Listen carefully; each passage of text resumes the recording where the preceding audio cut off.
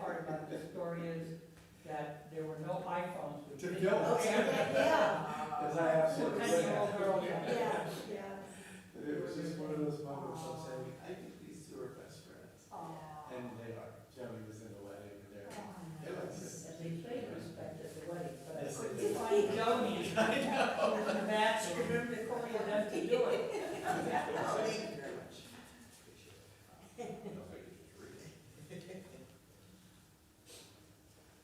True story on that one. Can everybody read that? Yep. I want you to think about it, because I'm gonna ask you, each of you, before I do anything, I want to get a grasp of what this means to you. Does everybody know what the term Yeah. PTSD is? Yes.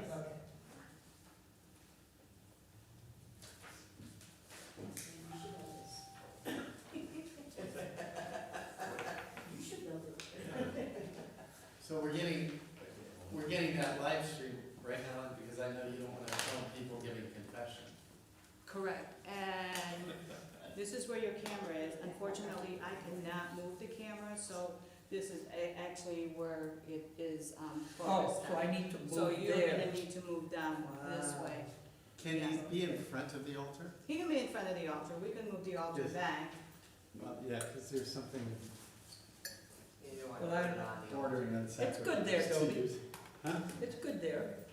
I just need to put the computer on there, if that's okay. Well, Oh, I see, put yeah. this. Yeah, you did. I'd rather not use Yeah. the altar table for anything other than an altar table. Well, that's-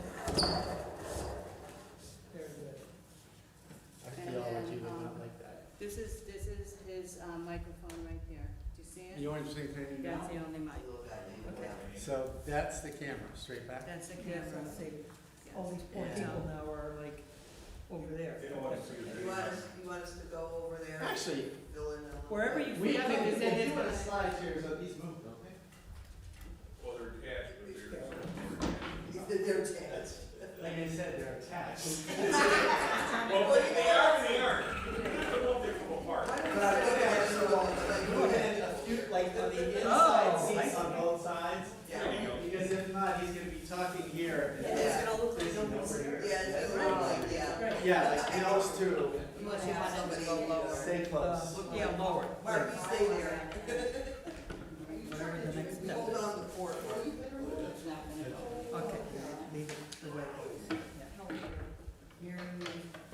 Look, I was just gonna say. Yeah, that's fine. Unless you want it down, then you put it down. We can't see you now. Let's put it back. We don't get the No, I email. can see you, I can see this. Okay, all right, I'm gonna do a mic check, so, if they're gonna need that, see that board, it's gotta come over, because this is. Yeah, I'm where gonna the move camera it. is, Yeah.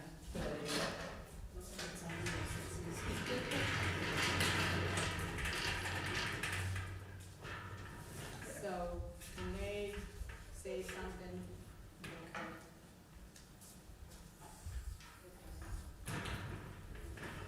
There we go.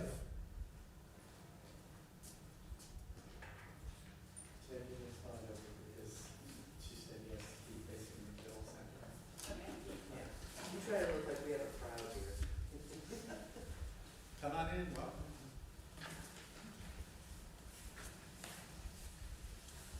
Good evening. I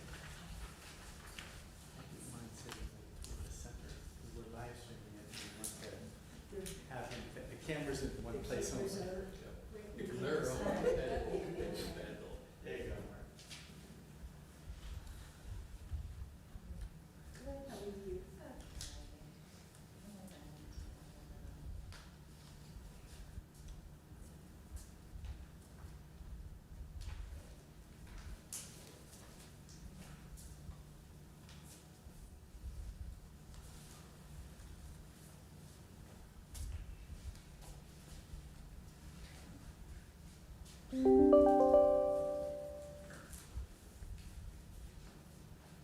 Oh, I think she wants you to talk so she can check the mic.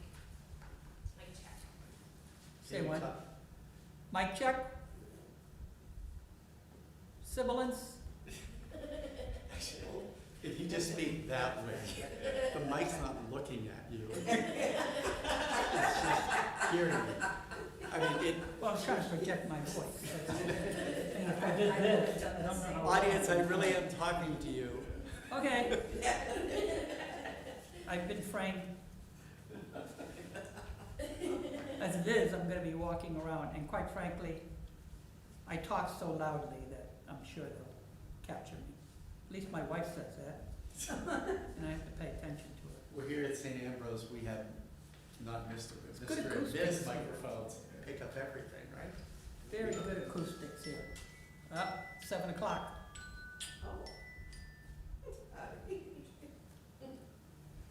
It just tells me it's time for my medication, which I have conveniently forgotten, so I can't take it. That's all right, I can take it an hour later, I'm good. So if he collapses this evening, we will know. Yeah, why. you don't have thoughts.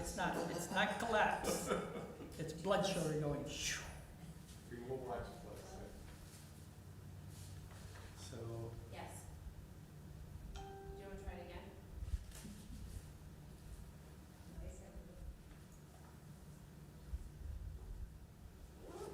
Okay. It didn't work.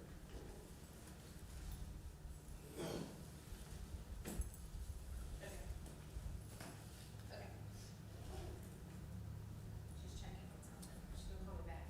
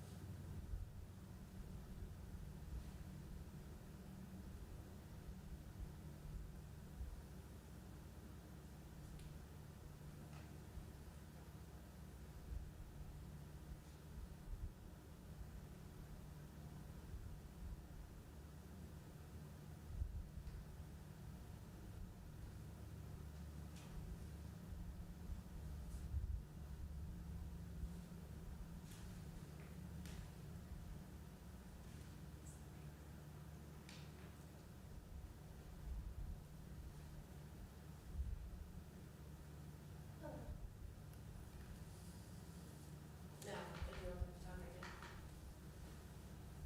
Talk. Say something. good evening, everyone. We are excited to be here tonight. Okay, do you hear Dobie? Ellen?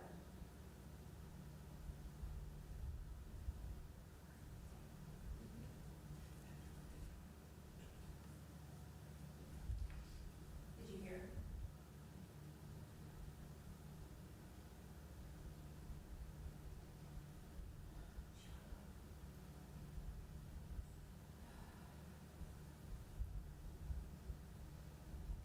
We're going to wait for a moment because a number of people want to see this and see it online.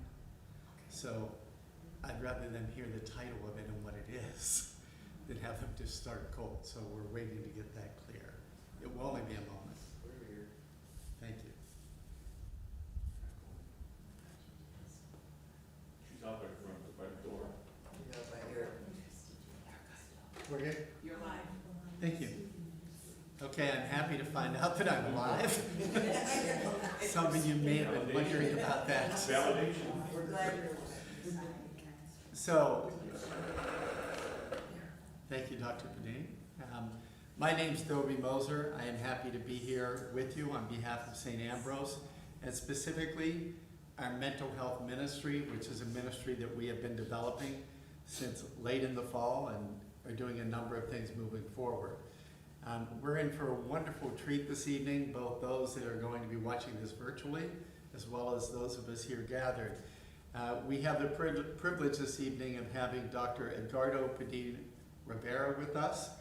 And I know him as Ed, but Dr. Padin is bringing a wealth of background and information to our theme this evening, as well as a deep understanding with the goal of helping us better understand what we're dealing with and how to better deal with it.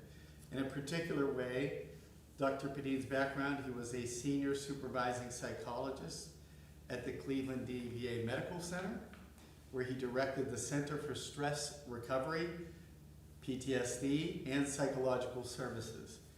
Ed received the Ohio Governor's Service Commendation Medal in recognition of his role in founding the Ohio Cares Network, which is a group of professionals and administrators working with the National Guard to develop mental health programs for veterans and their families.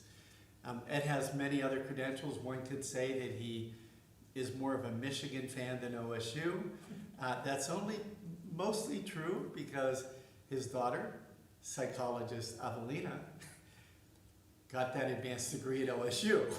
Well, his son got his education at Michigan. So it's not a family torn, but at times a family divided on certain Saturdays in the fall. I have known Ed for over 20 years, both personally and professionally, and I can say he would not necessarily define himself as religious, yet I would say this, that in that 20 years I have seen on multiple occasions when people were in need of help and services, whether it was refugees, whether it was training people at Catholic Charities, whether it was helping families, he always responded when invited, and in many other cases responded without being invited with the question, how can I help? So that idea of understanding God's love and mercy is not just about sitting in church on Sundays, that's part of it, but that's certainly not the whole picture. And Ed has that other picture in the way he lives his life. So we're excited on behalf of our mental health ministry to have Dr. Padin with us this evening, specifically addressing the topic understanding trauma, anxiety, and resilience. And we'll be looking at, in the first portion, learning about specific things with his background that he will teach us. There will be time for Q&A as well, so that any of those questions as you're going through the evening, if you want to jot them down or things you want to be mindful of, do know we are going to have time for that. So join me in welcoming Dr. Ed Padin.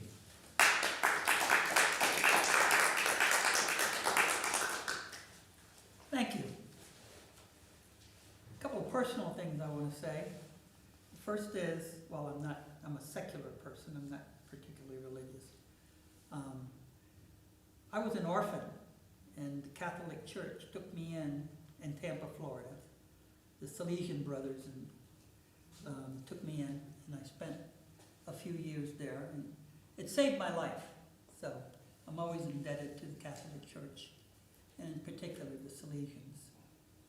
The second thing I want to say is that while my daughter went to Ohio State University, and we do find ourselves sometimes rooting for them, we are more likely to root for Xavier University down in Cincinnati, which is where she did her undergraduate work, and we love the Jesuits, so that's that. I hope they can hear me up there. No. Okay, so we're going to talk today about trauma and stress, and in a sense, post-traumatic stress disorder, PTSD, which I'm sure everybody here has heard of because it's all over the news. But one of the things I'm going to early on ask each of you is to tell me what that term means to you. And I'll start there.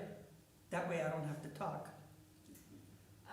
It means to me that at some point you were exposed to something that, some kind of trauma. For me, it doesn't mean it has to be tragic or obvious, but it can affect you. Can you give me an example of what you might consider a trauma? Sometimes it's work environment. Sometimes it's work environment. Okay. It makes me think of unhealed psychological pain. And, examples, classic examples are, going through traumas associated with war, or traumas from childhood where somebody, really went through some difficult type of circumstances. Child abuse, something like that, maybe?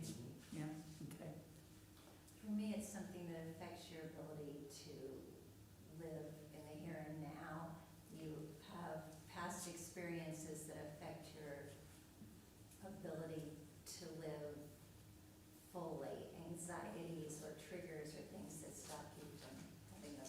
Good. quality of life. Yep, I agree. okay. Going through something traumatic, and it could be war, it could be anything, and maybe you think you're okay, but you're not dealing with the trauma, so you're swallowing it down, and then a trigger comes up and you relive it. There's something that brings you to relive it. You've been doing some homework. That's it, that's my lecture, that's it. It's over. Yeah. Go ahead, I'm sorry. Let's go. To me, it can be a sudden death, Sudden death? a sudden death of, Something that you didn't expect, maybe? like, I of see, a okay. spouse or a parent, and you think you have dealt with it, Mhm. and it could be years later, and it Wow, has okay. surfaced. So it doesn't have to be right away. Right.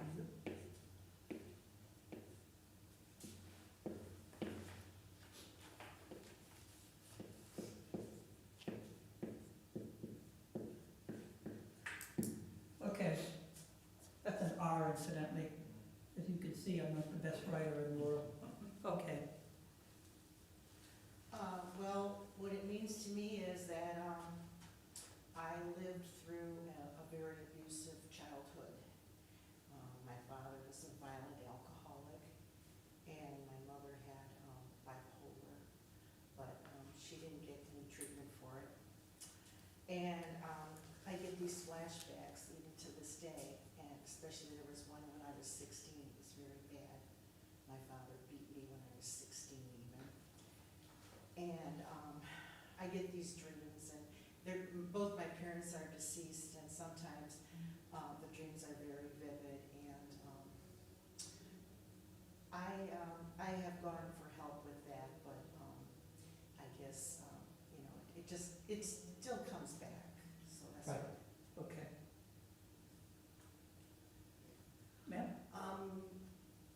My thing is that I believe that it is an emotional type of trauma or experience, especially dealing with like domestic abuse, violence, that just flares up at different moments in your life, and it's just like Barb had said, with the triggers that, you could be fine, and then all of a sudden that something, happens in your life, very minuscule, that we may not even notice somebody else, but that person does, and it just triggers all kinds of horrendous emotions and frustrations and anxiety, high anxiety.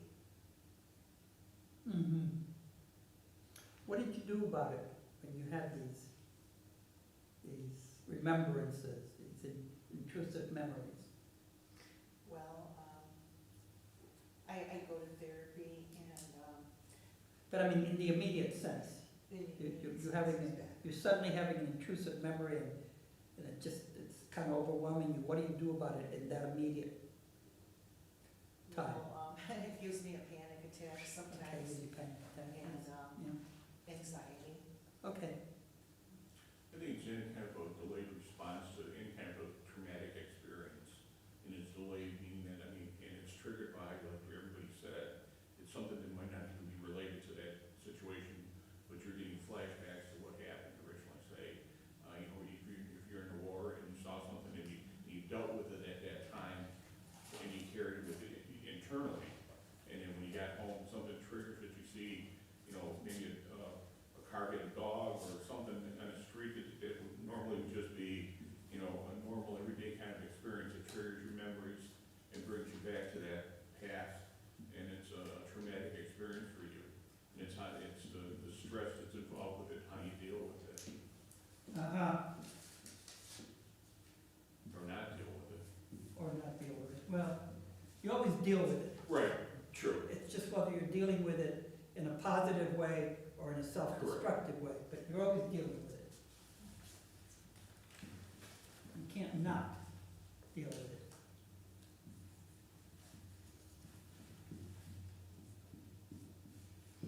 Okay, so that was all very good. You've got a kind of handle on this. I'm just going to go into the granular aspects of PTSD. You have a general idea of what it means and what it is. And coincidentally, while we're talking about it, there is, I underline this because there is post-traumatic stress disorder, which is much longer term kind of disorder. And then there's post-traumatic stress, which entails things that may happen to you that are very stressful, but they go away after a while, okay?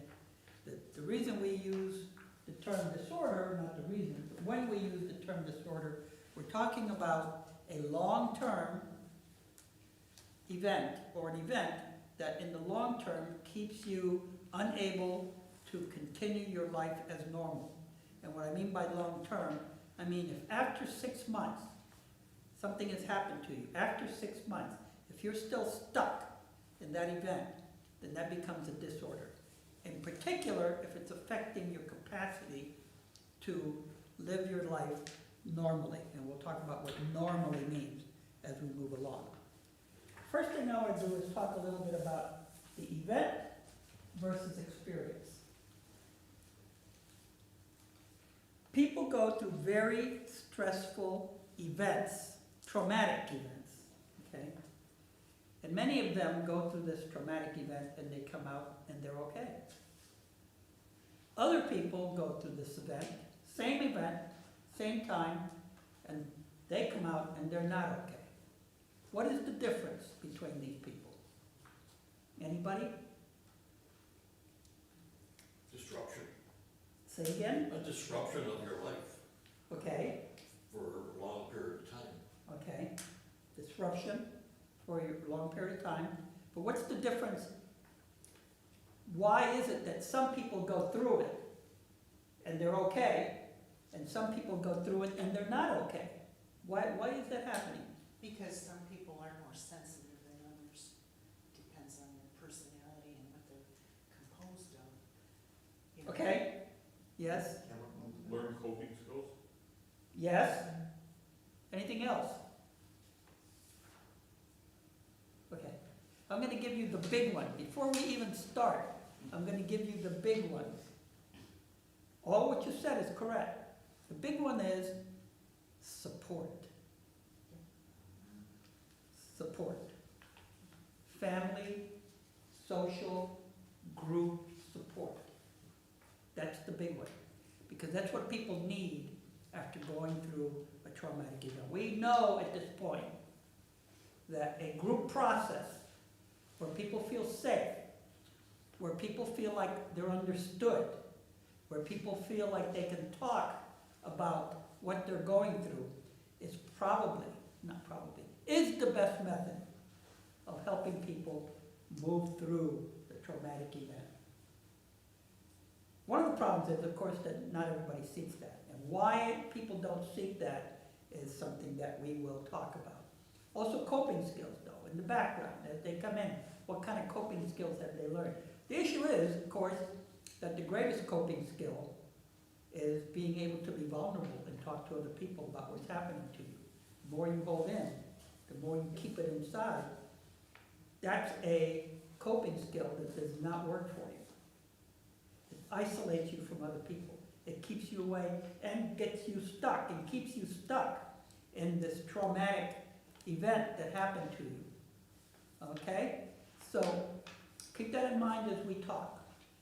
How can we develop a way to help myself or other people be able to move along? I don't say overcome. We don't want to talk about overcome, because what happens is at first you manage it and then you begin to get beyond it. But it's not a matter of overcoming it. It's a matter of how do you gain the insight to live with it as a memory, something that happened that was bad, and not let it overwhelm me when I think about it. Because that's the problem with the trauma. It overwhelms the person when they think about it. They have a panic attack. They get depressed. And so you have, as we talk, all these things that pertain to the trauma and the traumatic event. Substance abuse is a great means of being able to dampen the effects of what's happening to you. Depression and anxiety, all these things are related. They're all related, and they're all independent also. They're not just, we tend to think of depression and anxiety and substance abuse as different mental health issues. They are and they're not. We know that 80% of substance abuse people, 80% of substance abuse people have some traumatic event in their lives, and vice versa. We know that depression, PTSD or trauma, can cause depression because people give up on their life. They don't want to be dealing with anything anymore. And of course, anxiety is the biggie. These four things, are the four major mental health issues of our time that are not necessarily chemicals issues. And what I mean by chemical issues, they're not necessarily issues related to a brain disease. Whereas schizophrenia is a brain disease, a disordered brain disease, and bipolar disorder is also a brain disease. These are not necessarily a brain disease. They're a disorder. That doesn't mean that schizophrenia can't occur, or PTSD can't occur with schizophrenia, or vice versa. But if you separate them, these four are the big, they have so much social interaction issues revolving around them that we mainly see them as disorders of personality and social issues, okay? All right, with that, and that's just the prologue. So we're going to start with, if I get this to work. There we go. All right. So, an event is something that happens. Okay? An event is something that happens. An event is a fire. An event is a car crash. An event is war, and you're in it. That's an event. The experience of that event is very personal. It's individual, right? So you could go through a car crash as an individual and come out and say, I'm glad I got through that. It's terrible. Or you could come out and be completely overwhelmed by what happened, right? People are individuals, and they respond to things in different ways. And you as an individual can come out and be overwhelmed by what happened, and you could be overwhelmed for weeks, and you could be overwhelmed for a month, and then it starts fading away. While somebody else still has it in their memory banks, and they can't get rid of it. They dream about it, they think about it all the time, they become afraid of going in cars, they become fearful of talking about it, they become fearful of even seeing it on TV. So they're overwhelmed each time they go through this, or they have indicators of it, what we call indicators, or you might call them, I forget what the word is now, but triggers. They may be triggers for people. So there is a difference between the event and the experience. And that's why some people get post-traumatic stress disorder, some people don't, right? 95% of everyone, 95, that's a lot of people, 95% of everyone who goes to a truly traumatic event, and I'll talk about what a truly traumatic event is. To a truly traumatic event, 95% get symptoms of post-traumatic stress, 95%. After 3 months, it's down to about 35% who still have it. After 6 months, it's down to about 10 to 15%. So if after 6 months, still showing those symptoms, we want those people to seek some professional help because they're getting stuck. They're not able to get beyond what happened to them, right? Types of traumatic stress symptoms. Combat, war, civilian war exposure, probably even worse than combat, quite frankly. Holocaust, genocide, bombings, terror attacks. I know all of you have seen that on TV recently. Those people are going to be hurt. Not just because their whole towns are beaten down, but because their whole psyche has been beaten down. Sexual or physical assault, including rape, of course, physical assault, both in adults and children. 70% to 75% of all physical or sexual assaults are perpetrated on women. That's a large category of sexual and physical assault. Child sexual assault, physical abuse, all these things can cause post-traumatic stress and a disorder. Serious accidents, car, plane crash, natural disasters, and I deal with this a lot because I'm a Red Cross volunteer. So I deal with people having, and it's a nice thing that Red Cross does, incidentally. They do send mental health workers out into the field to help these people in the aftermath of things like fires, tornadoes, hurricanes, floods, earthquakes. I've never been to an earthquake. Oh yes, I have, 1991 in Los Angeles. And it used to be that this was not paid attention to. It was like just, get them a new housing, get them clothes, get them straightened out, and leave them alone, they'll be fine. But we find that it's not enough. That people need some mental health help, some support, some crisis intervention in order to get them back to where they were before.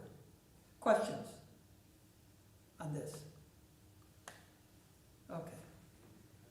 70% of U.S. adults have been exposed to some type of traumatic event. 70% in their lifetime. All of us sitting here, 7 out of 10 of you, have been exposed to some traumatic event. About 12% will experience PTSD symptoms at some point in their lives. Okay. 4%, ages 18 to 54, have been diagnosed with PTSD and are seeing someone for it. So, and that's a misleading figure. I say 4% because that's who we know. That's who goes to a therapist, right? And it's mostly women.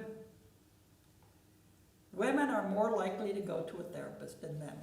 Men are more likely to suck it in and be quiet. We have this joke in our group therapy colleagues. We always say, when you have a group and it's a male group, it's hard as hell to get them to start talking. When you have a group and it's a female group, it's hard as hell to get them to stop talking. Which is a good thing. But that's the way it is. Women are much more willing to be vulnerable to talk about what's going on with them than males are, because that's not the male consciousness. They're supposed to be strong and quiet and tall and dark and whatever else they feel like they are.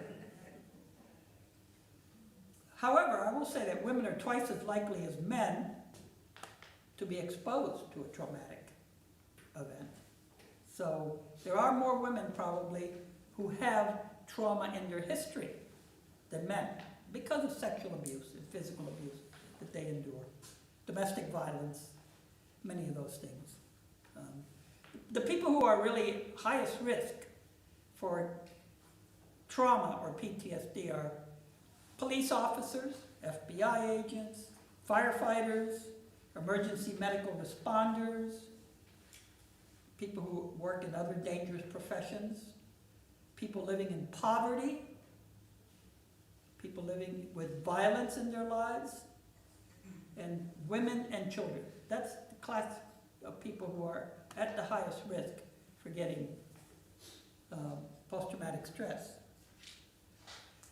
Now, we talked about the event, right? Those are the things that could cause post-traumatic stress according to the experience that they have of that event. It's like a roller coaster.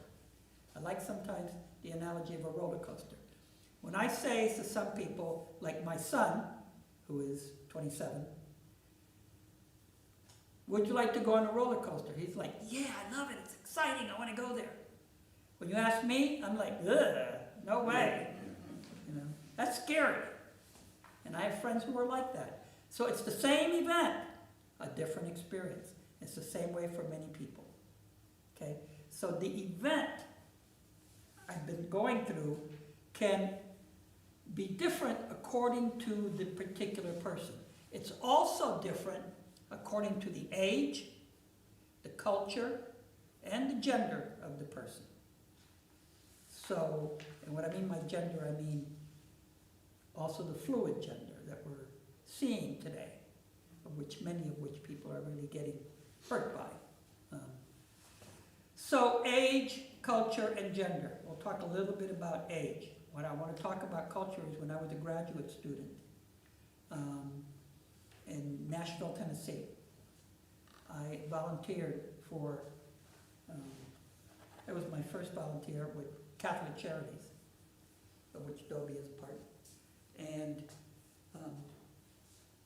I volunteered because they were having trouble with a group of Vietnam refugees who had landed in Nashville. Catholic Charities was trying to help them get acclimated to a new culture. And they were having problems because many of them were having these terrible issues that the Catholic Charities people didn't quite understand. So they asked Vanderbilt, which is where I was going to school, if they had anybody that could, in psychology, they had anybody who could help them deal with these refugees. And so I did. These people had no concept, and this is really important for you to understand, they had no concept of psychological insight. That was not in their culture. They were not, they had no idea about psychology. That's a Western idea, right? And so when they went through a traumatic event, that traumatic event got infused in them in ways that are much different than how they get infused in us. So they were having things like, there was nothing wrong with their eyes, but they were blind because they didn't want to see. There was nothing wrong with their ears because they didn't want to hear anything. So this psychosomatic kind of thing was rampant through the Vietnamese community. Some of them were even mute. They didn't want to talk.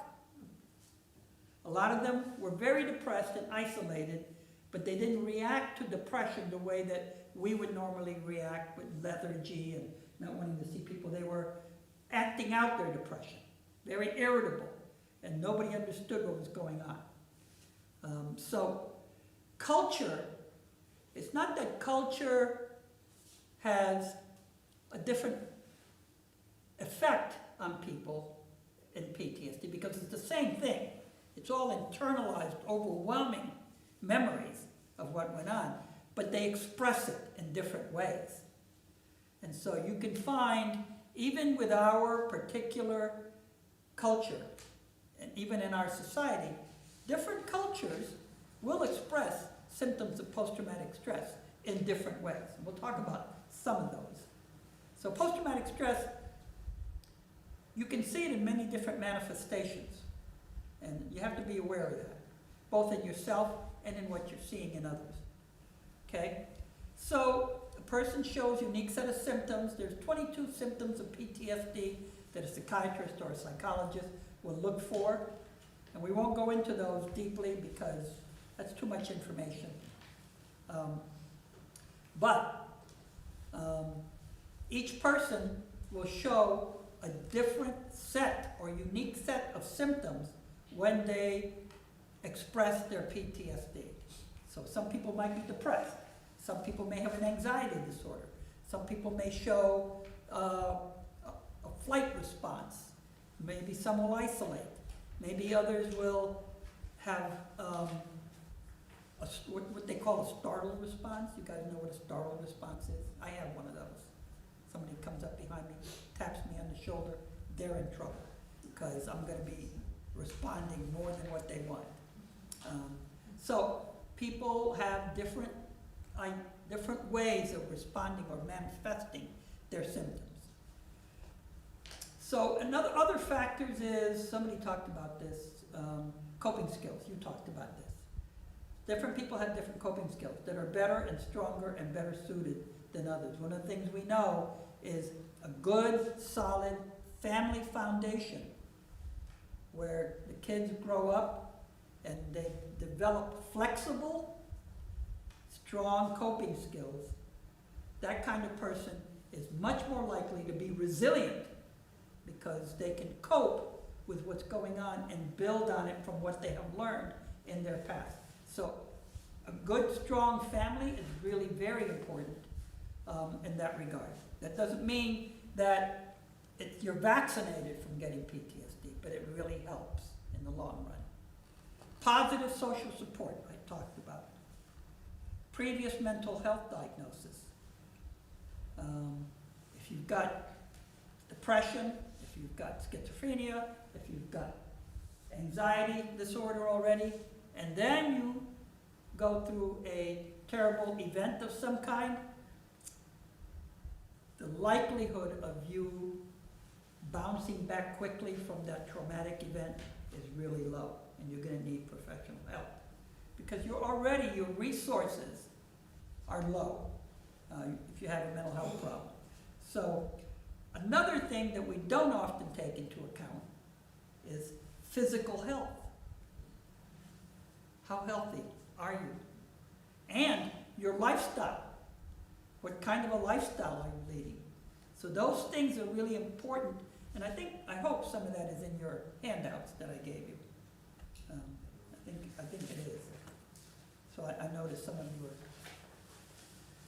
So I want to just spend about 2 or 3 minutes talking about probably the most fragile period, vulnerable, fragile period of life for people who get post-traumatic stress and end up with problems afterwards. So in our life, there are stages of development, right? And each of these stages of development incorporates certain tasks, certain things that we get through and have to get through in order to move on to the next stage of development. Infancy and babyhood, up to 3 or 4 years, children have to get through all these little tasks, potty training, that's actually kind of stressful for a child. We don't see it that way, but it's very stressful for a child. They don't understand why they're made to do this all of a sudden. What is this about? And of course, infancy, one of the things we've learned about infancy is the need for very strong nurturance. The child needs this. And if they don't get that strong nurturance very early on, they have real, not only psychological problems, but they have cognitive problems. They don't, it's a disease. It's a disorder called failure to thrive. And what failure to thrive is about, in many ways, is a lack of nurturing, lack of bonding with the mother in particular, but with the parents also. So this is like that task that children need to go through, that sometimes children who are autistic are not able to do very well because of what's going on in their bodies. And so they end up not thriving and not bonding with people as well as others, right? Early childhood, formative period that goes between 4 and 12 years of age. That's a period of time when kids are really, really dependent on their parents. For how do I act? What do I do? What does this mean? How come there's no magic? How come I can't just wish that things be this way and they're not? So those kind of tests, that they learn things about reality and work and, I'm not going to say attacking the world, but mastering the world and their environment. Kids are learning that up to age 12. And then we come to the period that is probably the most fragile and vulnerable period, and people don't often recognize this, and that's adolescence. Adolescence and identity formation. between ages of 13 and 24. People are learning how to interact socially with other people. They're learning about themselves. At that age, they begin to get a stronger feel for what is insight, how do I learn from this, and even more important, they begin to learn empathy for others. And that period, and you know what happens in early adolescence, a lot of these kids don't have any empathy at all, and they gradually get it over time. That's why 13 and 14-year-olds are so horrible. They're just learning empathy, and they sometimes just get it messed up. But anyway, so this is a really formative period, and a very fragile period. If a person has post-traumatic stress or goes through a traumatic event, between those ages, it is really very difficult for them to bounce back. And unfortunately, it's very difficult for them to talk about it because they don't understand it. They don't know what's going on with their body. Why are they feeling all these strange sensations? So, and then we have early adulthood, 24 to 40. Person gets married, creates a family, selects an occupation. Yeah, we have a lower incidence of that post-traumatic stress in that age group than we do in the younger age group, but it still happens. It still happens. So, and then middle adulthood, between 40 and 60. These lifespan things and the task associated with them and how people thread through them and what happens when they don't go through them and what happens when they don't learn how to get through that period. I hate to say this, but that's for another lecture. But I'm just letting you know that those phases do exist, and we all go through them. Sometimes a little more delayed than other times. My wife is 15 years younger than me, and people would ask me, how does it feel to be married to a younger woman? I would say, I don't know, I'm delayed development, so. How would I know? Took me a while to get where I was. So age 13 to 24 is the most psychologically dangerous period in our lives. Searching for adult identity. So the trauma that occurs during that stage, if it occurs, begins to be part of who they are. Because they're seeking their adult identity. And then it becomes very difficult for them to shed that because it becomes part of their personality. If it's not treated and if it's not worked on, right? So you have a child, anywhere between 13 or even up to 24, they go through trauma and they are not able to get past it. They need to seek help immediately, otherwise it becomes tragically part of who they are. And then it becomes very difficult, because it becomes a habit of living, a habit of interacting, a habit of being the way they are. And it's very difficult for them. This is especially true because many of them seek substances, like alcohol, in order to dampen the feelings that they have, the anxiety that they have, and then it becomes a substance abuse problem on top of everything else. There is a search for social engagement and intimacy. And if you have post-traumatic stress and you're living with it and it's unresolved, the social engagement that you seek and the intimacy that you seek may not be very productive to your life. Very negative social involvement. Especially if you're using substance abuse, and especially if you begin using drugs that are not alcohol, although alcohol too, then you start getting into the business of illegal. And illegal use means illegal friends, people you shouldn't be hanging out with. So this is when the future trajectory of life endeavors begins, and I cannot stress how important that age group is. You know, when we send our kids to college, we're not just sending them to learn things, we're sending them how to learn to be adults, how to interact, how to take care of themselves, how to deal with other people. That's part of the training that they get, if sometimes not quite formal training, but that's kind of the training that they get. I'm going to tell a tale on my daughter. My daughter went to Xavier University. Xavier University has a very strict rule, okay? It It is 3 times and you're out. 3 times that they catch you using or being drunk, you're out. So my daughter went to a party and guess what? She drank too much. Freshman year, first semester. Okay, you get that. First time out of the house, on their own, they go to a party, they drink, right? She came back, the dormitory assistant, whatever those people are called, the RA caught her, chalked her up. It's your first time. You know, you can't do this anymore. So she was okay, she's fine. She called her mom and said, this happened. Her mom said, well, you need to be careful, because otherwise they're going to kick you out of college. So then she went to another party. This time she didn't use, but a friend had used, and she had brought the friend home. She was walking her to her place. The RA caught them and ditched both of them. So then Adelina called crying to her mom. It's unfair. I wasn't drinking. I was being good. I got caught.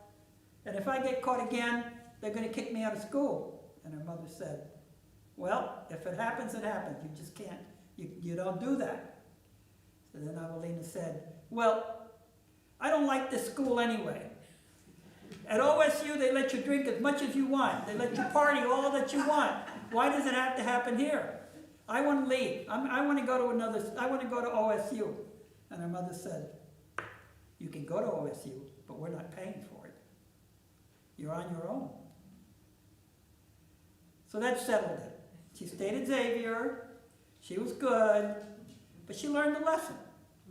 She learned the lesson about rules and boundaries and what she could do and couldn't do. This was important. And, you know, it was great for her. It really was.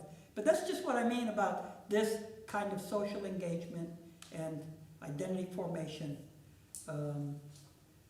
Most mental disorders, such as depression, substance abuse, anxiety, even psychosis, they reach a peak at this time in a person's life.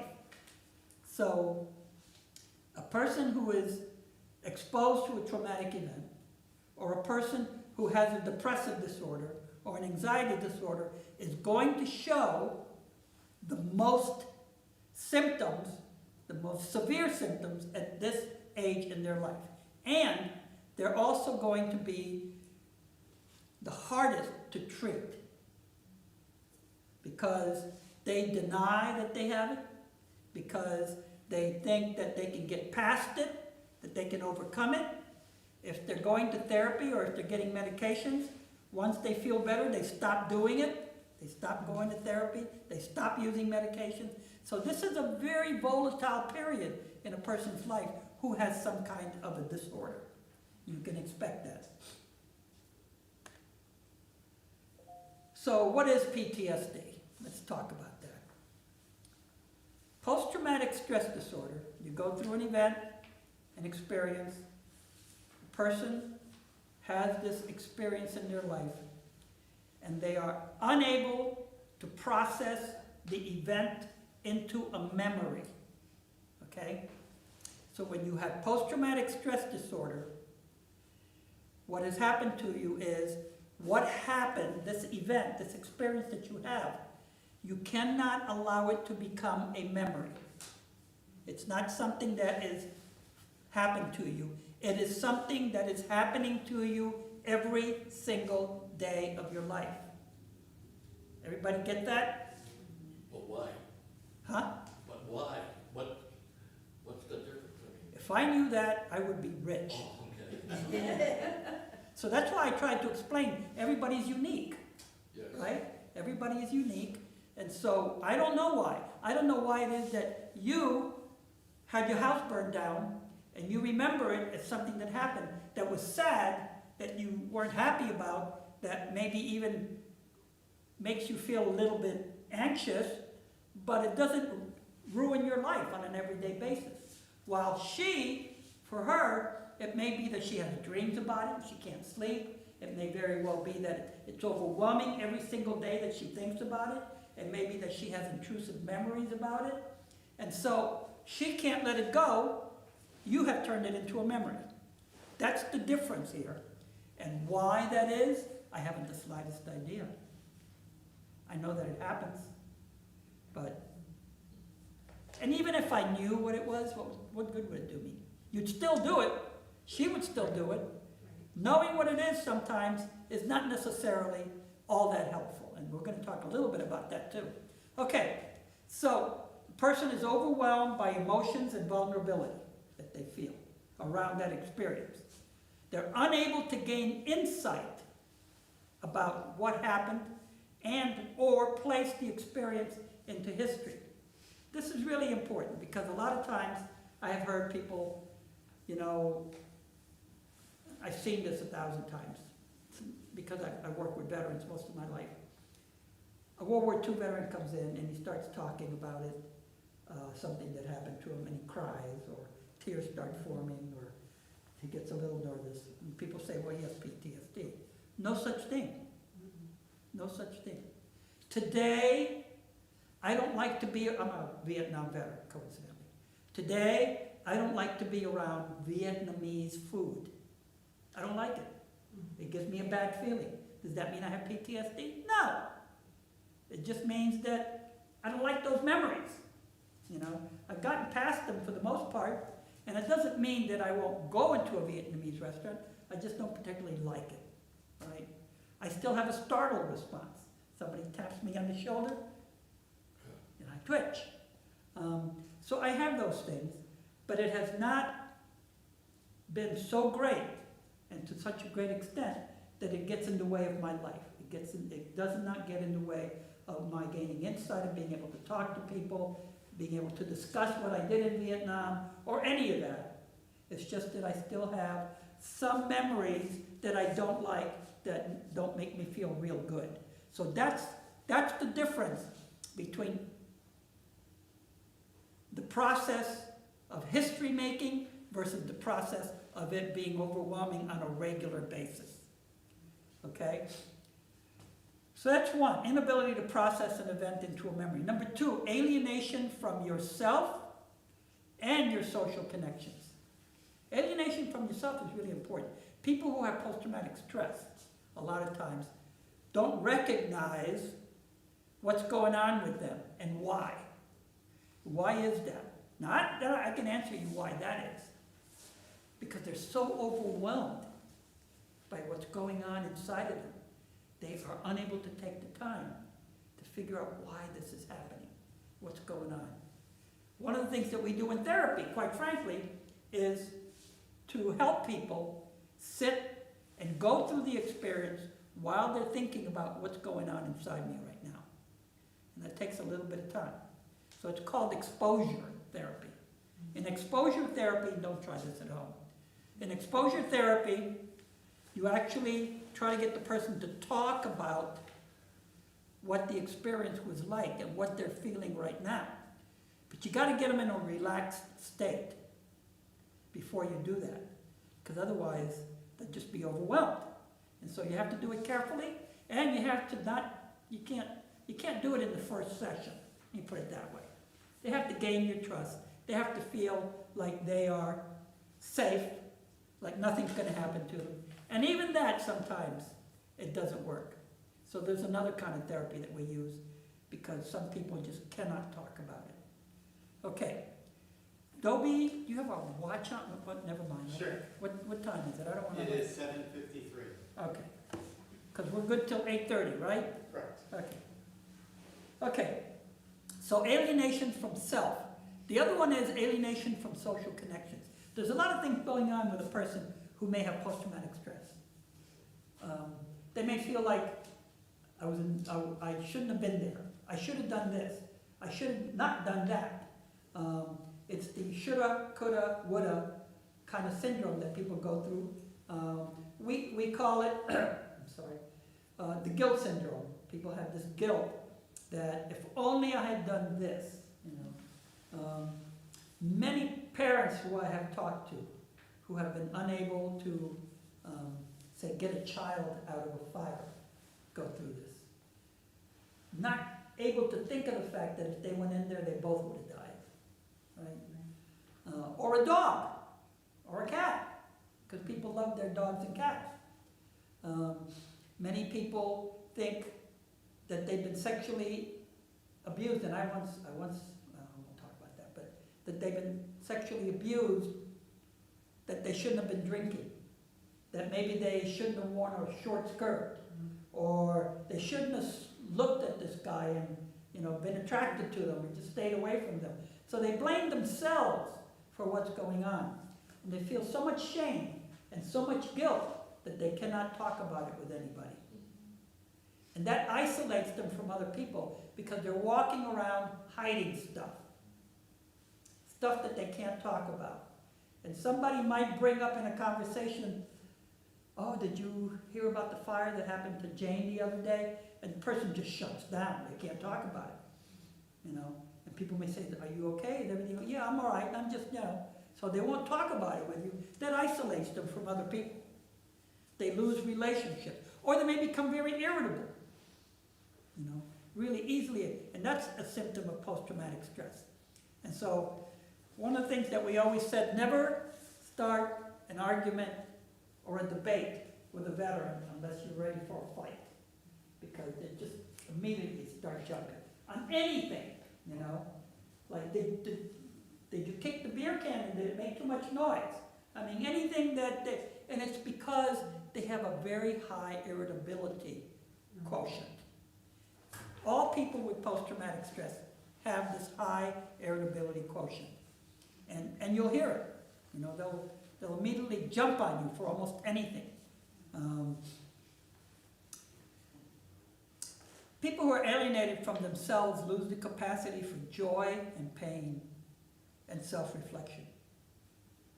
And so you'll see sometimes these people seem to be they suppress their emotions. They don't smile. They don't talk.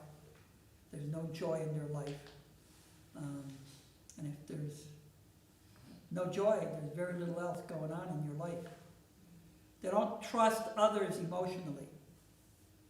And it's difficult for them.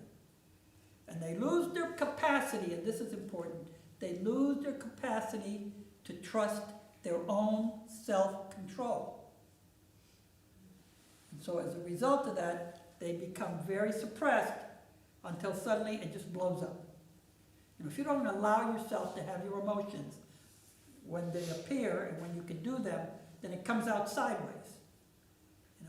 It's like the old thing, the boss yells at you, you go home and you kick the dog, because you can't yell back at your boss. Well, this is the same thing.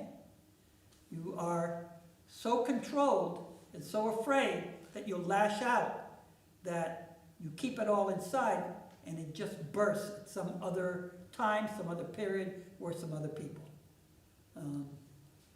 There's also, with post-traumatic stress, involuntary changes in physical reactions and in brain activations. So I don't want to go into the whole physiology of post-traumatic stress, but this is going to be a terrible, terrible graphic, just to let you know. Okay, this is your brain. Doesn't look like a brain, but okay. This is your frontal cortex. This is the thing that is social. This is the thing that tells you what to do, what not to do, how to treat people, etc., etc. A lot of your cognition. So this is your control center, if you will. It is attached to all kinds of things, but the one that it's really most importantly attached to is right here, okay? And it's called the amygdala. What is the amygdala? That's your arousal area. This thing here tells you when to fight, when to flee, what to do if something is happening to you where you feel unsafe. And what happens normally in your body is this thing here may see something where they feel unsafe, but there's a connection to this which says, oh no, don't worry, that's okay, that's not a big deal. You're going to be all right. And it goes back here, and then you behave accordingly, which is to say, I'm just having an argument with my wife, and it's okay because we have arguments, right? However, when a person has post-traumatic stress, this thing becomes really, really fired up. Really fired up. on a constant basis. So there's this activation up there that is really fired up, and we've seen it when we do MRIs on people, or CAT scans, and it gets so overwhelmingly fired up that it overrides your frontal cortex. And so people do stupid things. Or they do things for which we say, what the hell's going on with him? So let me give you an indication of that. I had a veteran once who came back from Afghanistan. And he had a girlfriend. The girlfriend was always chattering at him and telling him he needed to do this, telling him he needed to do that. And he just kept it all bottled in. And he wouldn't even talk to her or argue with her. He just kept it bottled in. Wouldn't say anything. One day it just erupted. He picked her up and threw her out the window. Guess what? The police came, of course. Of course. And so he came and he sat down with me because part of his kind of being on probation was that he needed to see a therapist for his post-traumatic stress, which he didn't even think he had, coincidentally. I don't know what's wrong, She just got me all riled up. So he came, and so I have this. Oh, I can't do that. Okay. So I have a desk, and I usually don't sit behind the desk. I sit next to the desk. And he comes in, and I have a chair that's like this far from me. He comes in, he picks up the chair, and he puts it at one end of the room, as far away as he can possibly get from me. And sits over there. A la Putin. So I say, is anything wrong? Do you need to sit so far away? He said, no, I'm fine. I'm perfectly fine. I'm comfortable here. I said, oh, okay, well, you do not want to push a person when you're talking to them. And this is important for you. If you're ever talking to someone and they're feeling uncomfortable or not safe, do not push them because you lose them. Your job in talking to someone is to help them feel as comfortable and as safe as possible. Coincidentally, when you're helping someone, your job is to listen. Okay? I had a mentor who used to say to me, the difference between a counselor and a psychotherapist is that a counselor listens and gives advice, and a psychotherapist just listens. So you want to just listen. Allow them to talk. So I just sat there and I said, okay, tell me a little bit about what's going on and why you're in here. He said, I don't want to be here. Okay, I understand you don't want to be here. But tell me what happened and why you want to be here. And we began the session that way. But he had no insight. He didn't know why he threw her out the window other than I just exploded. I couldn't do it anymore. And as we talked more and more and more, we learned that, and he learned that he was carrying around all of this stuff from Afghanistan that he never talked about, never wanted to express. Guilt, conflict. These guys, think about this. Not only are they being shot at and bombed, which makes you afraid and have post-traumatic stress, but you're killing people, which is even more post-traumatic stress. So they're bringing home two types, two ways. They're the perpetrator and they're the victim at the same time. So we had to deal with that. Okay. So physiological reactivity, the heart rate is difficult to control. Their fight versus flight reactions are difficult to control. And for soldiers, for a lot of them, it's more about fight than flight. But for a lot of other people, it's about flight. What are the symptoms? What are the symptoms that we see?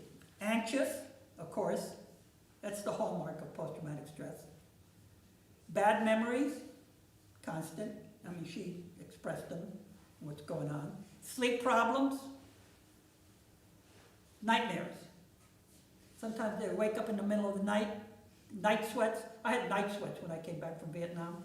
My wife would have to change the bed sheets at night because I would sweat through so much. And I'd wake up and I didn't know what I was dreaming or what was going on, but it was there. They want to be left alone.